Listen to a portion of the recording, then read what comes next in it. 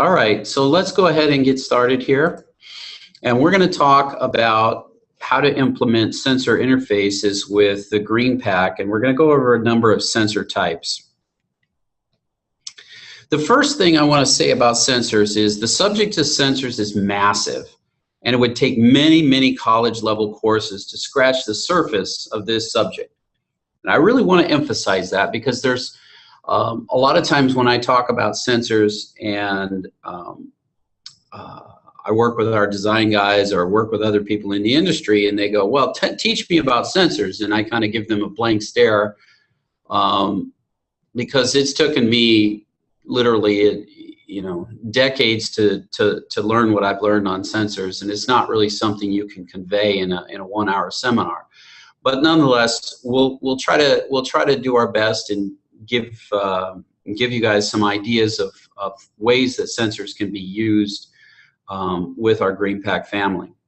So this seminar will cover some of those basics, and a lot of the value here is not in Slego doing something brand new in terms of a circuit, whether it's amplifiers, instrumentation amplifiers, and all the classic circuits you find in the analog world, but it's how do we make them really, really tiny, really low power, and put them in a very low cost package that's perfect for IoT applications and things like that. So a lot of the topologies of the circuit should be familiar with you if you're in analog design.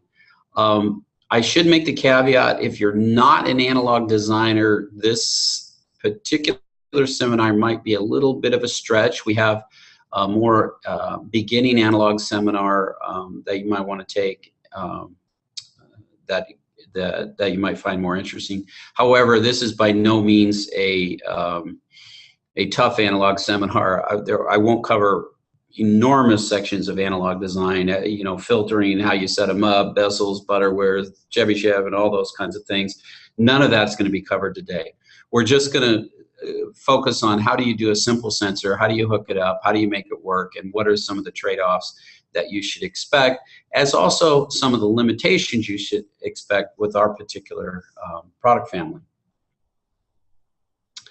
Now, before the seminar, I had mentioned these two books, one by Dan Scheingold, the other by Walter Jung, and both are extremely good books.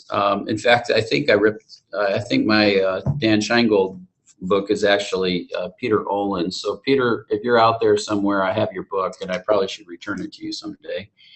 But I've enjoyed it for the last 20 years. Peter was a great guy, by the way. At any rate, these books are still available. I just double checked in the used book section of Amazon.com and whatnot. And the beautiful thing about analog circuits is once you understand how to do them, there's very little that actually changes in how we do analog design. In terms of topologies. One of the things that does change is we get smaller. Occasionally a new material will come out, or a new way of doing things will come out, but it's pretty rare. Most of the time, if you look at an instrumentation amp from 25 years ago, it's going to be very similar to the one today. It's just will be built on a process that is far more advanced than what we used to do. The other thing that's changed in the analog world is because a transistor now is so cheap. In the old days, they would build an op amp out of just a handful of transistors. Today, we can build analog circuits literally with thousands and thousands of circuits that are used to compensate and to make things better and cancel offsets and all these kinds of things, simply because transistors are very, very cheap. And then I would say the final thing that's changed about the analog world in a major way is the low-cost ability to trim in system using non-volatile memory technologies, allowing virtually any device to have really good performance, trimmed immediately, or with flash trimming, you can trim literally every time you turn the device on, or in the case of choppers, you trim every time you take a sample. So let's start with some of the basics. On a really basic level, most sensors sense one of the following real-world signals, such as pressure, light, force, heat, a level, and we convert that to voltage or current. By no means are we limited to voltage or current, but for our applications today, we're going to limit ourselves to just voltages and currents, which are the vast majority of sensor outputs. Now, there's two big things to consider when you consider sensors. One is how do you signal condition? So the signal coming off the sensor can be extremely small. Back in the good old days when I was doing nerve research design on single nerve cells, and we were measuring the ionic flow of chemicals across the cell wall. These currents could be measured in the picoamp level, sometime even in the hundreds of femtoamps level. Really, really tiny signals, and you basically can't do anything with them with traditional techniques. And so you need to take that little tiny signal and you need to amplify it up. And we'll go over some of the cases of how to handle that. And then the next big problem is, I'll give you another example from my past. I used to build micro defibrillators for nerve research, and the researcher would have a little patch of muscle cells, let's say, in a little petri dish, and put a drug on them, and they would take two electrodes and they would defibrillate those heart cells or those muscle cells to make them move. Well, the process of that defibrillation is a huge signal, and the signal of interest that you want to measure coming off of those individual nerve cells is very, very small. And so you want to reject the defibrillation input signal and look at the response of it, which is a little tiny signal. So there's all different types of applications where you're trying to find a little signal and it's just buried in a massive amount of noise. And so there's all different types of filtering techniques, both analog and digital, that are designed to tease that actual desired signal out of the middle of all that mess and turn it into it. A great example of that on the digital domain is exactly how your cell phone works. If you saw all of the RF signals that went out in the world and then you pick up one of them and you've got to figure out how to get the desired signal out of all that mess, and that's what you're actually going to end up listening to or downloading your files or whatnot. So the same problem exists here in the analog world. And so what I wanted to do to kind of illustrate the point that I'm making here is let's take a look at a thermocouple. A thermocouple is simply two pieces of metal that are put directly in contact. You just physically fuse together, just two pieces of metal. And there's an effect called the Seebeck effect. And when you heat those two pieces, that junction, right at the junction, when you heat it, there's a voltage that's developed across that thermocouple on the other end of it. And you can measure that, and that measurement is really surprisingly linear. So that it'll produce a voltage. That voltage is incredibly linear over thousands of degrees C. And that's super good for monitoring oven temperatures and furnace temperatures, all kinds of things that get incredibly hot and that you need pretty good accuracy to do it. Thermocouples are just beautiful devices for this. Now, I also put within a thermocouple, you also need a cold junction, and that's basically because the thermocouple is measuring the difference in the two metals. It's you need to have a place of reference, and so one end of it has to be held down for a reference, and we call that the cold junction. Now, let's look at some common type of thermocouples now that we know basically how they work. The industry has defined in the ANSI standards exactly the different types of thermocouples that manufacturers make. And so there's a B type, a C type, an E type, a J type, a K type, and on and on and on it goes. Probably J's and K's are probably the most common for reasons of cost and the fact that it measures well, well below freezing to extremely hot. But nonetheless, for those that need things that are really hot, there's tungsten and tungsten type of thermocouples and platinum type of thermocouples. And the point of all of this is look at how tiny the signal that comes off of these things are. So you'll take something like your J-type thermocouple, and that has nearly 1,000 degrees C span from -184 to 760.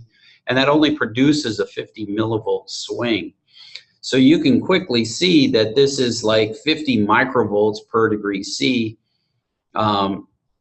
is all that it's moving, and that's incredibly small. Now our GPAC, when we look at our comparators, if we're going to make just a simple, if it goes above this temperature, our comparator will go high. If it goes below, our comparator will go low. Something as simple as that.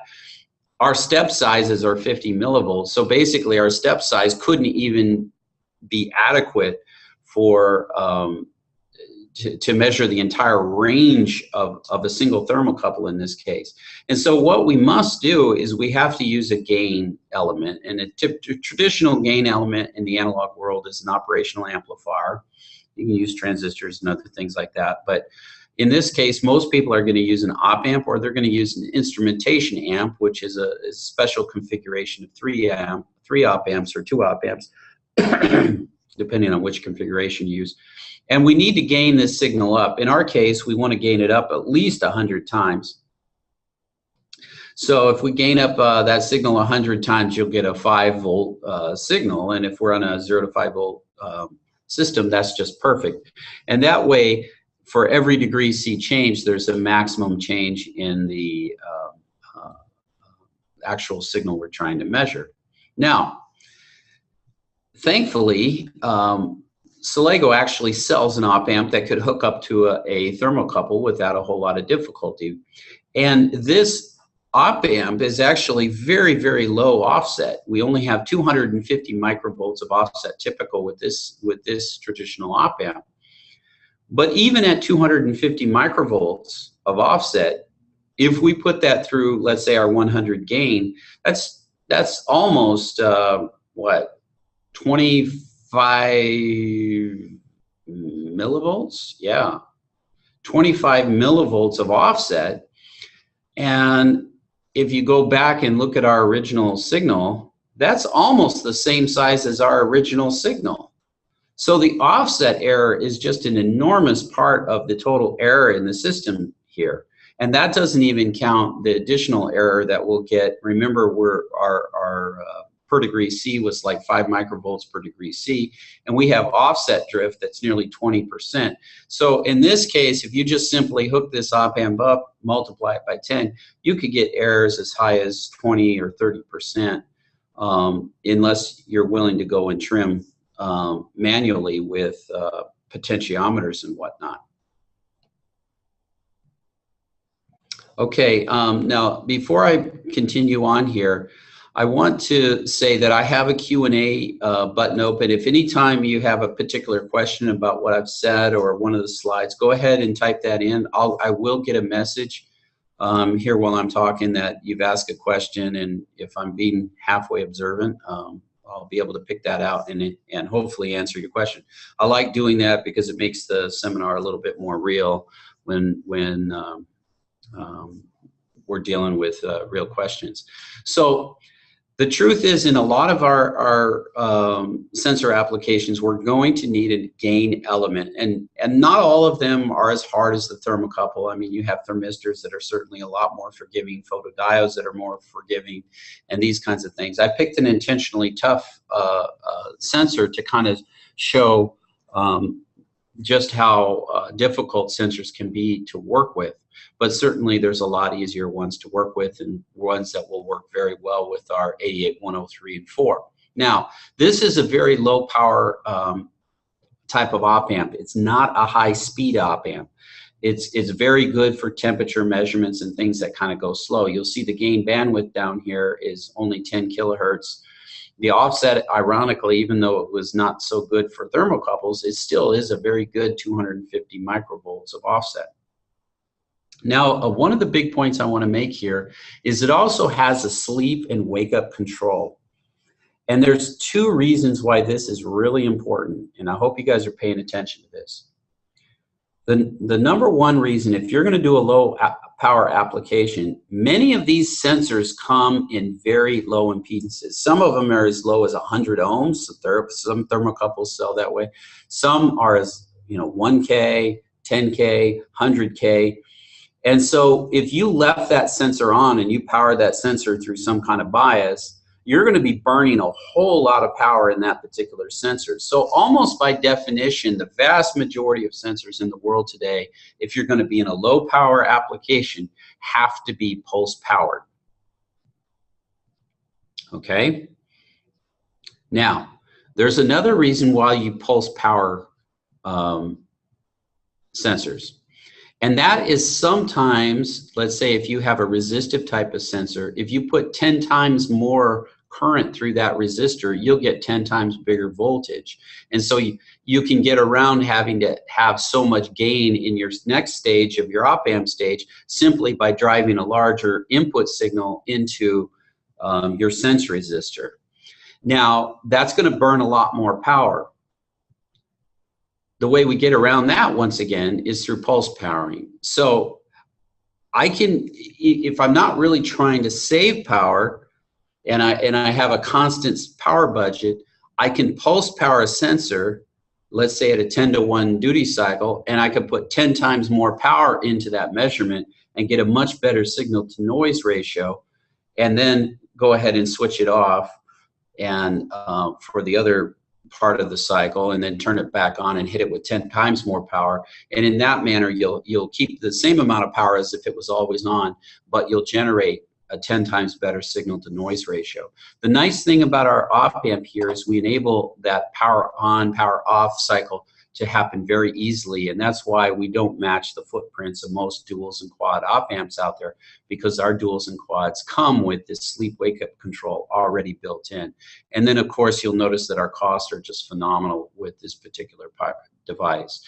We don't consider ourselves in the op-amp business per se. This op-amp has been designed to work with our PAC products, and so when the PAC product doesn't have enough gain, or you need more gain in your particular type of sensor, like, you know, you've got a 1 millivolt signal and you need to gain that up, this op-amp is perfect partner to go right along with our GreenPAC family.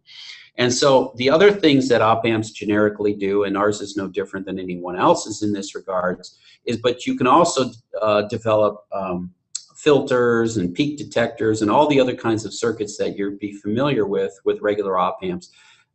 These types of op-amps can be formulated into being very good filters as well, so that, you know, you can pass along the signal. Now, if you're going to improve the overall performance of your system and get rid of some of that error that's associated with the sensor and be able to trim in system, you'll probably need to use a potentiometer of some sort.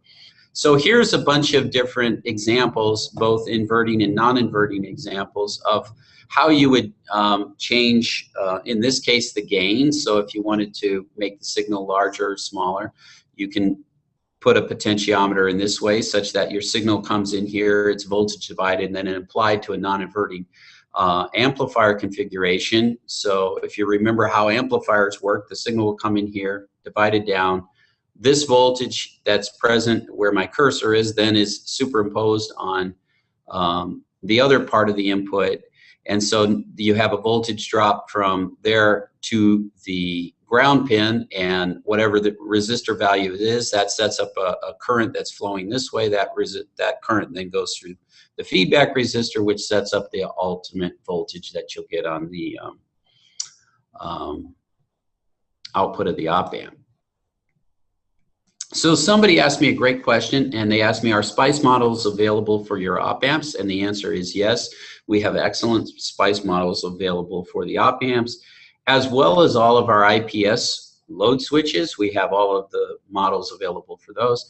And even better, on our GPAC 3 family, if you download the latest software there, we actually have SPICE running for our 3rd generation packs, not all the packs, but probably about a quarter of the pack families are now supported with complete SPICE models throughout the GreenPAC family as well. That's the great example of a great question being asked by one of our viewers. So there's different ways to set up these potentiometers to change the gain. There's different ways to set up a potentiometer to change the offset. In the case of our thermocouple, if you were to adjust for the offset for the op-amp offset, both of these circuits, both here and here, would be good examples of how to do that. This is a good example of an operational amplifier set up as a difference amplifier and how to adjust the offset within that.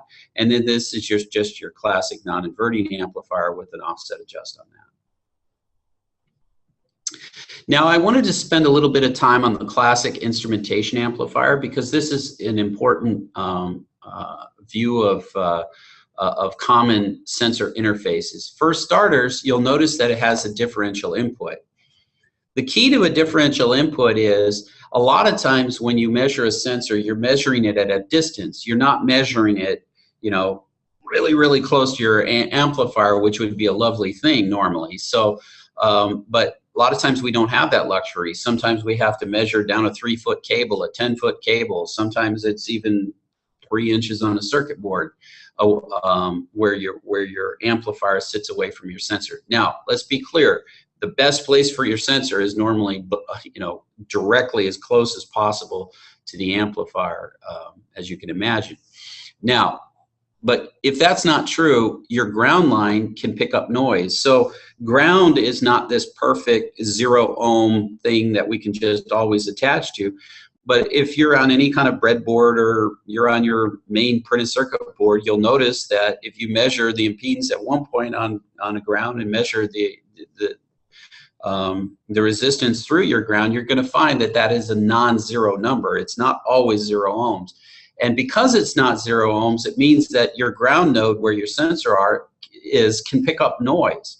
And that noise is impressed both on that ground node as well as on the other sense part of your sensor, so that your sensor has noise both on the negative terminal as well as the positive terminal.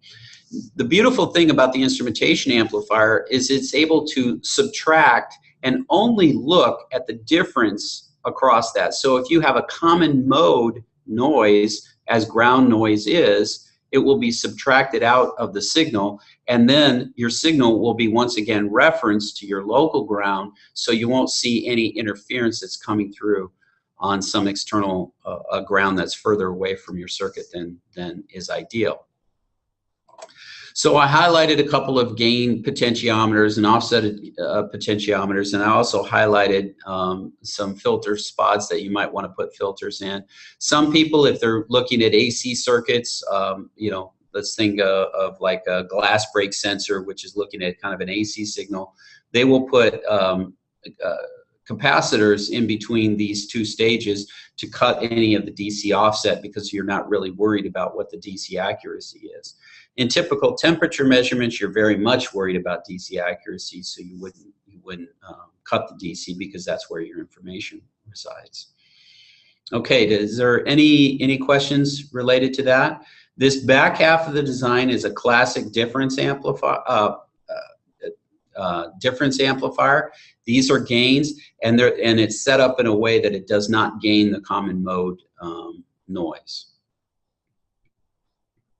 Okay. Now, I belabored this point a little bit, but precision sensing is why chopper amplifiers exist. So if you go to analog devices in linear technology, you will find some really amazing devices that do incredibly good jobs of, for example, chopper amplifiers that are sold, you know, with 1 microvolt of offset, or 24-bit sigma delta ADCs that just have phenomenal, you know, performance over temperature and voltages, and can really give super high accuracy outputs for all different types of applications. If you look at like a scientific wave scale that needs to be incredibly accurate, you'll find 24-bit and even higher 32-bit sigma deltas performing these types of functions. Most thermocouples are going to have chopper amplifiers, not the type that I mentioned. So why do I say that? Because everything else outside of these scientific and medical and types of applications that are very, very high end, GPAC can do a ton of stuff. And then together with our op amp and GPAC, we can do rotational controls, daytime, nighttime sensors. Let's say you wanted to turn on a light at night and turn it off during the daytime, and you want to have all that controlled out of a single little tiny dirt cheap chip. PAC is a perfect option for that. You want to do an industrial curtain sensing, so if somebody puts their hand into a machine where they shouldn't, you know, an IR curtain sensor with multiple beams will be able to see that a hand broke that beam and automatically stop the equipment. Perfect example. Level sensors, you know, if there's so much fuel in a tank, so much water in a tank, packs are great for that. Simple pressure monitors, if you're trying to figure out how much air is in a tire, or if you're trying to figure out any type of you know, oil pressures and things like that. These are perfect applications for the G-Pack.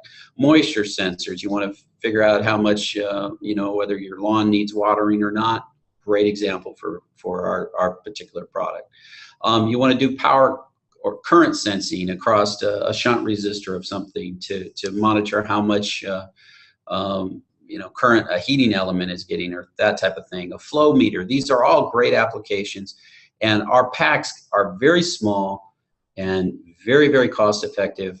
And together with the op amp, they can just do a tremendous number of applications. So now let's start looking at some sensors in actuality. Now, I went on to DigiKey and I plotted out all of the different types of sensors they sell, and I wanted to look at what are the most popular types of sensors they sell, and then wanted to focus on those.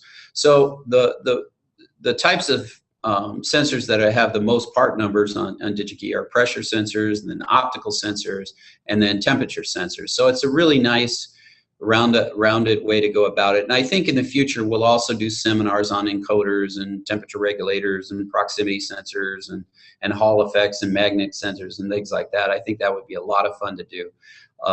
So I kind of look forward to doing that. But today we're just going to focus on some popular, relatively simple sensors. Let's start with the photodiode.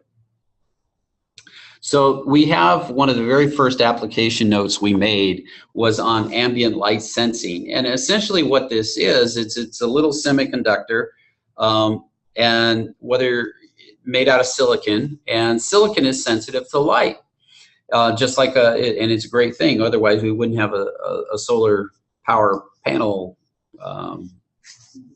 market and whatnot. So if we take a little solar panel and we cut it up into little micro specks, you can have a light sensor. In fact, almost any semiconductor chip can turn itself into a light sensor, and that's why, for example, we take our die and we package them in black plastic. And the reason why we package them in black plastic is because we don't want any light to strike the surface of our semiconductor chips. Otherwise, you'll get weird offsets and flip bits and all kinds of nasty things can happen because these semiconductors are very, very sensitive to light. Now, this particular sensor can be set up with just some simple load resistor to put a bias current across it. And so you can see that on a bright sunny day, the way I set it up, it would output 0 volts. And a shady day, still 0 volts. And then as it gets to be night, that transistor starts to turn off because the light is not striking the base. Therefore, the transistor is not turning on. Therefore, it doesn't pull down to ground. Therefore, you have a higher voltage. And so when I only have a 1 k ohm load switch, you'll notice that it's a very quick transition between an overcast day and let's say you know, a dark and stormy night.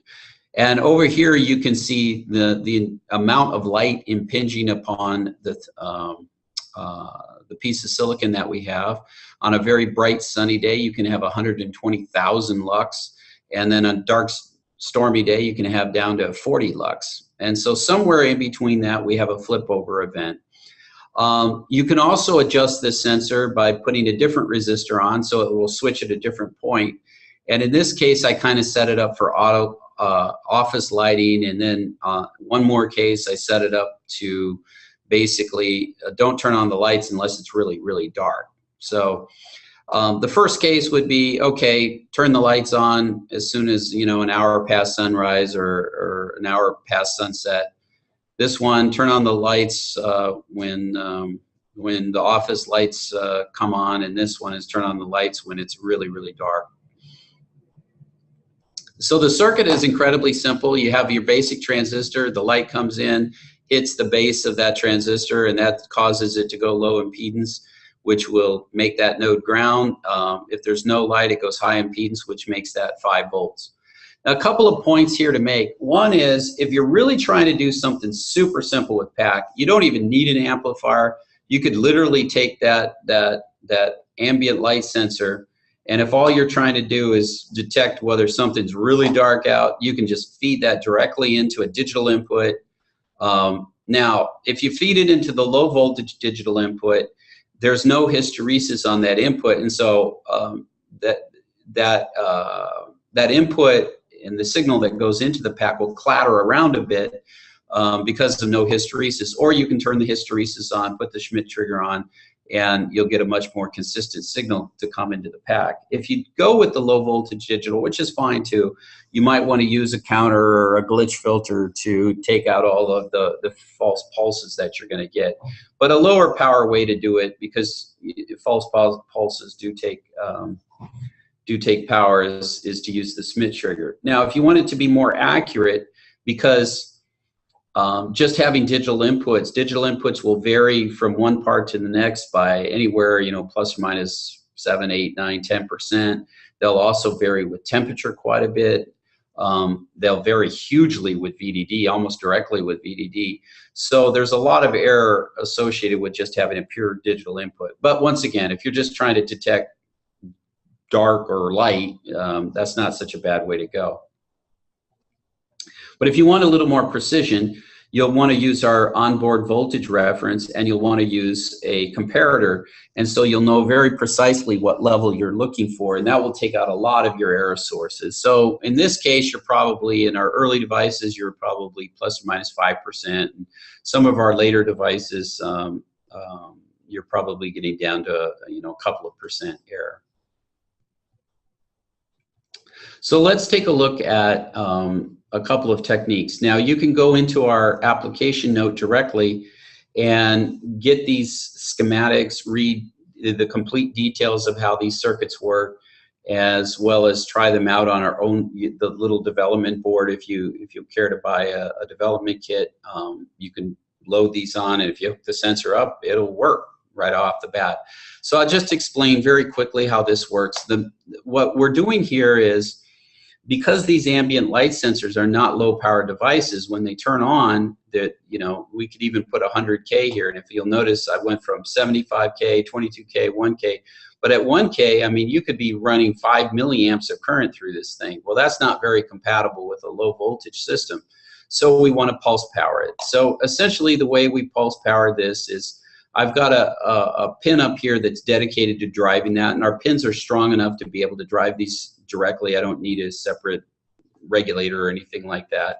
I've got a sense pin that's sensing the level. The reference is hooked up to that. We have the voltage reference here, and in our modern software, that will actually have a particular voltage associated with that. Because we're pulse powering, this comparator is turning on and off, and it needs to settle. And so once the comparator is settled, we want to latch that output. Was it higher or was it lower? We need to set up how long this comparator needs to be on, because we want the comparator to come up and settle, and so we don't want it to turn it off too quickly before it's settled. And so with characterization data, I can set up exactly how long these delays and counters are necessary in order for that comparator to settle. Once it's settled, I can put it in. I go ahead and I latch what that particular value is. We go ahead and turn the comparator back off. We set up the timing for turning that on and off with an oscillator here. I put in a couple of voltage dividers here.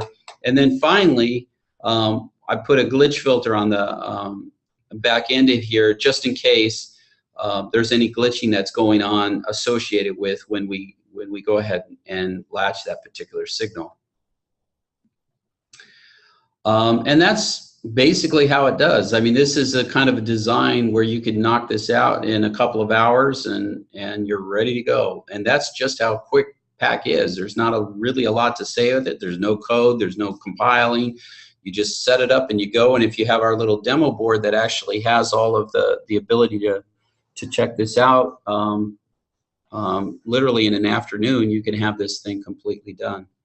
So here's kind of hooked up to an oscilloscope. You can see the powering on of the circuit. You can see the sensor and the comparator settling down here. And you can see how we need, you know, in this case, 1.25, probably 1.5 milliseconds for that comparator and sensor to settle in. And so we go ahead and take the sample at that point, and that's how it works.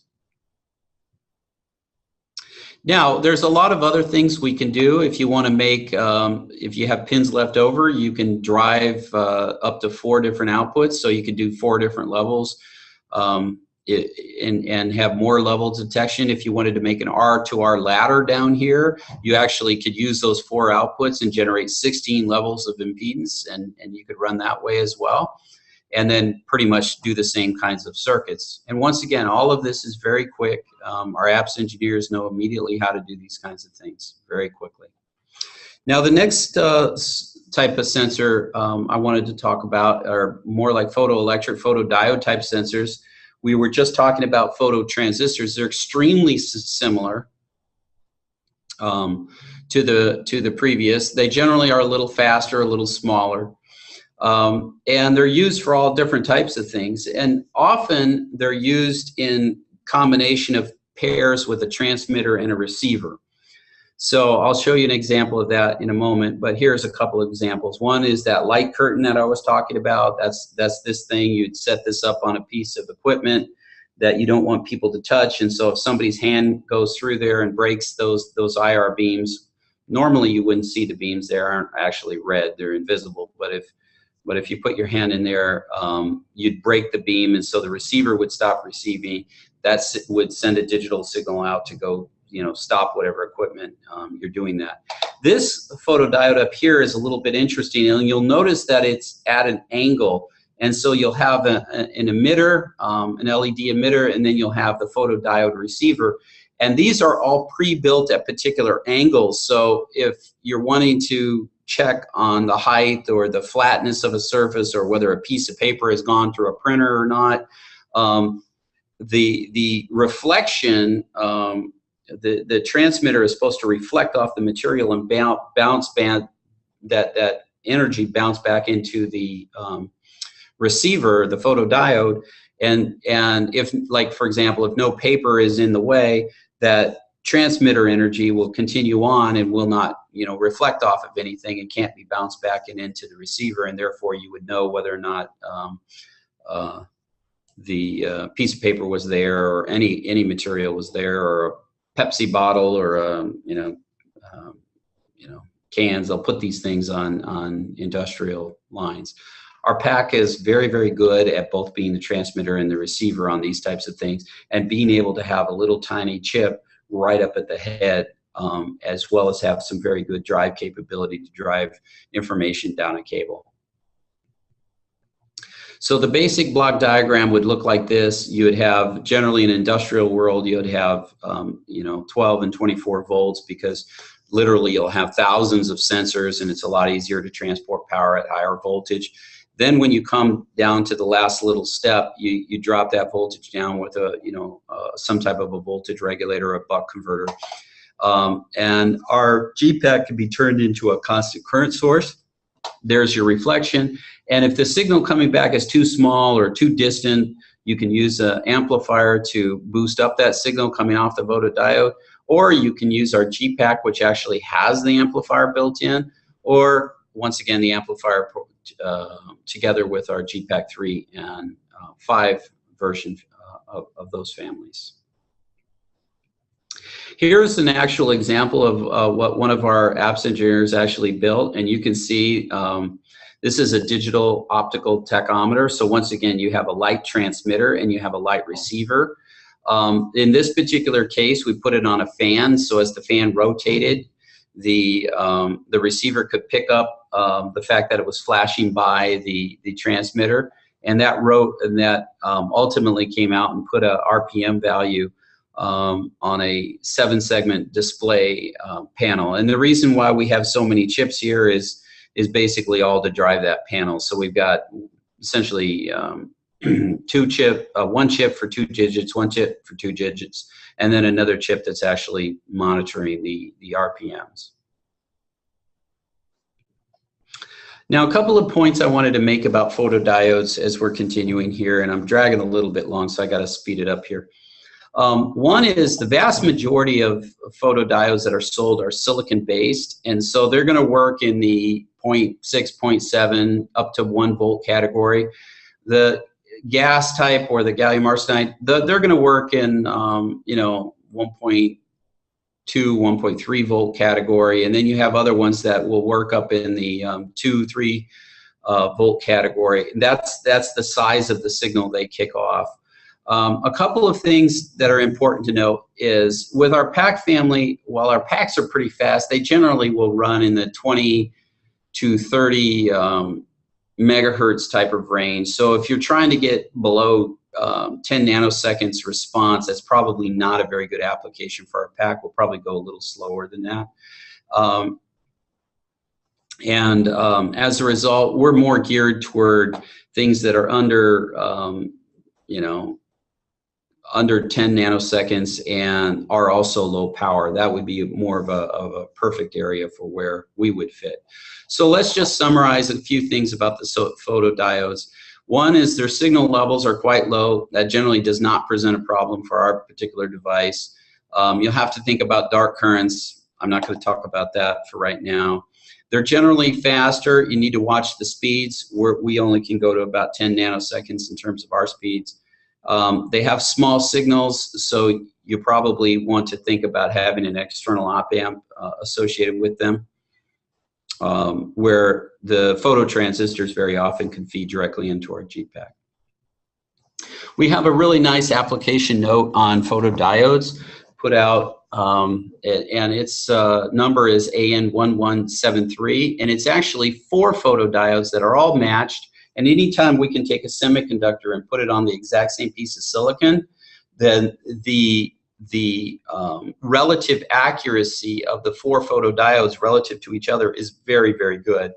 And so this is a particular device that, let's say you're trying to align a particular product, you put a laser on your particular product, it can shine in on this, hit this particular target, and if that laser goes off one direction or another, our little GPAC could monitor the current that's going through these 4 photodiodes and determine the XY coordinate and feed that information back for either a motor to do better alignment or whatnot. So this is a little alignment application note.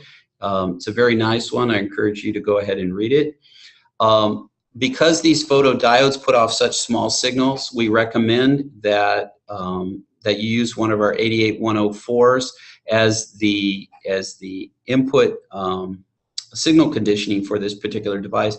And sort of the way this works is you set up a bias current. It's always the same current no matter which photodiode it's going through. So the sum of all of the 4 photodiodes never changes. It's just that the current going into one versus the other might change, but the current going into all 4 never changes, and that's the whole principle here.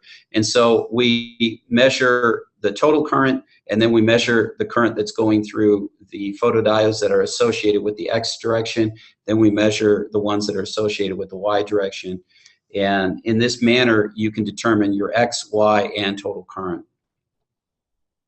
Now let's move on to thermistors and temperature measurement. I wanted to talk about thermistors just really quickly. First of all, you'll notice the errors. A typical thermistor, which is a very cheap temperature monitor, is plus or minus 5%. Not only do they have that as the first order error, that means the error that is associated with just how the thermistor is built. You measure one thermistor, which is essentially a resistor. You measure one value from the next value from the next value, and you'll notice that they vary by plus or minus 5%. The second order is the curvature of the error. So as I heat the thermistor up and cool it down, it doesn't respond in a completely linear manner, and that the error associated with the second order can be as high as 3%. Typically, it's 1%. What this means is that it means that these error curves look somewhat like this graph shown here. You'll also notice that most thermistors are sold between 10K and about 100K value. So if we're going to have very, very low power, once again, we've got to pulse power them. Their error is such, it's so high, in this case, 7 to 8%, they must be trimmed. And by trimming, I mean, you put your thermistor in, you put your op amp in, you put your GPAC in, you still have to manually trim that somewhere, because if you think about 7% error in temperature, people don't even tolerate 0.1% error in temperature. Like if you're in a hot tub and it's 100 degrees, 101 feels a lot hotter than 100. If you have a temperature and you're 98.6 degrees Fahrenheit, you know, a temperature is only a degree Fahrenheit up from that. And that needs to be noticed. Now, there's a lot of things in terms of how we can trim. We can do single point trim right at 98.6, or in your hot tub has a very limited range. There's a lot of things we can do, but nonetheless, it has to be trimmed in system. So we have a temperature sensor with thermistor app note that is quite similar to our ambient light app note, goes into the pulse powering techniques, tells you how to bias it and that kind of thing. But at the end of the day, you're still going to have a potentiometer, whether it's right here in this circuit, this 10K, or somewhere at a microcontroller, you know, further downstream, that is going to capture a particular value coming out of an ADC. It still needs to be modified. Trimmed. Now, finally, pressure sensors. Most pressure sensors are also sold in the 1K to 10K ohm resistance range. They typically come in a Wheatstone bridge configuration. If you want to learn about Wheatstone bridges, great book.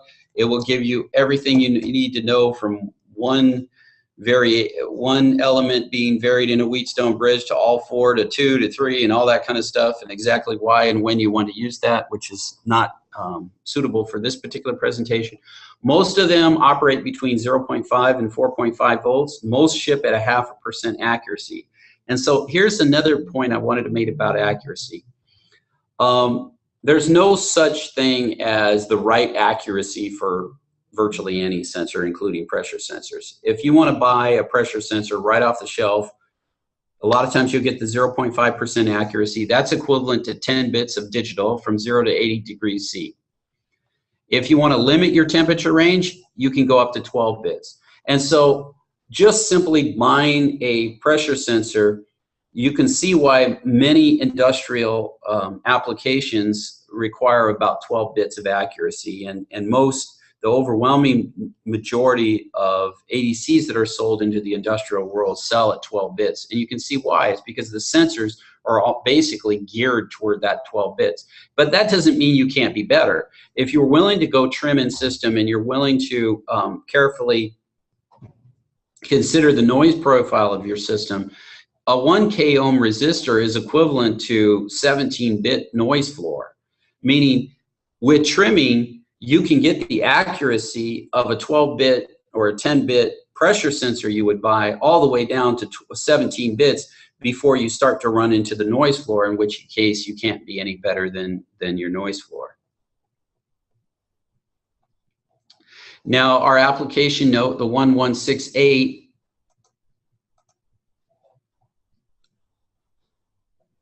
the 1168 by Alberto, and he did a really great job on this particular one. You can see the 4-element Wheatstone bridge. You see the differential out. You see the use of the 88103. Now, this particular configuration is a 2-amp op amp, instrumentation amplifier. You see the difference amplifier configuration here with the 4 resistors going around the op amp here, and then you can see the gain element here coming in and doing the inverter that feeds it into that. So this is a little instrumentation amplifier that then feeds into our particular GPAC. In this case, because Alberto went above and beyond and actually put an RF transmitter to transmit the data off, like for example, if this is done in a tire, there is no wires that you can directly connect. You need to RF transmit.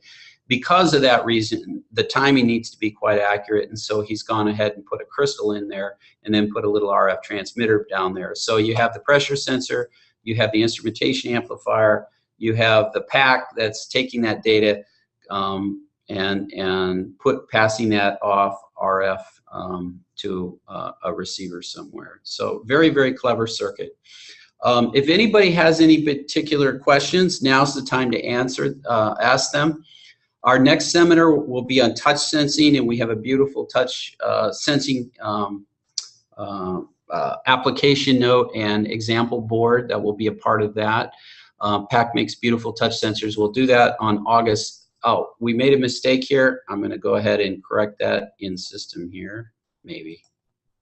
That is not August 30th. It's August 31st. There we go. Made that change. Sorry about that. That was a last minute change. Yeah, so if anybody has any questions about the seminar or would like to know anything else, we've got a couple of minutes here before I finish up, and love to hear from you.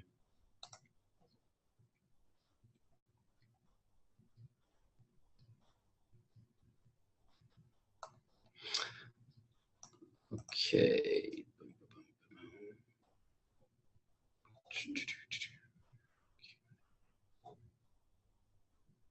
Right.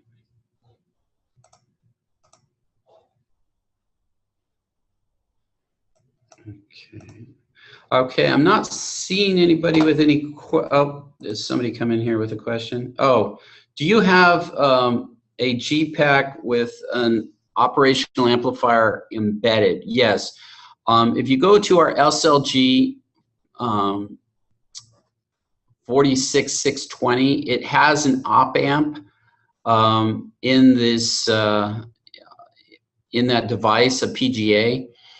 You want to be the PGA is not what I would say our best analog ever out there, so be a little careful in using that one. Once again, it the ADC behind it is pretty good, but I would really recommend you use our external op amp if you're going to be doing any kind of gain that requires any level of good accuracy.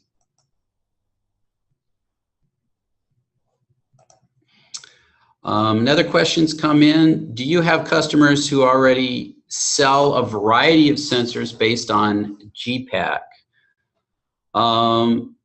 And are the cost of those sensors less than traditional sensors?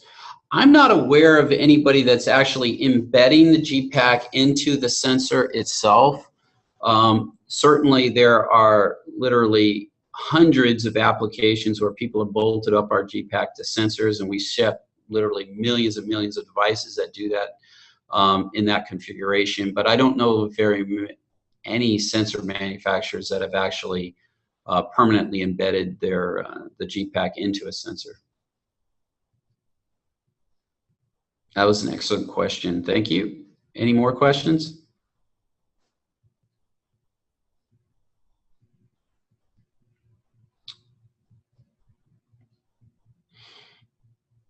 Somebody has a pretty good question here. They ask, essentially, what do most people who build sensor systems traditionally build with? When I look at it, I mean, it really varies. There's two basic ways people do it. If you're in the really high volume world, a lot of times people will use a mixed signal microcontroller and try to do things that way. It generally is pretty expensive. if you, on the other way, when they want to be cheap, a lot of times they go with a lot of discrete circuits, which are often very big. And so most designers are left with having to choose between large solutions or expensive solutions.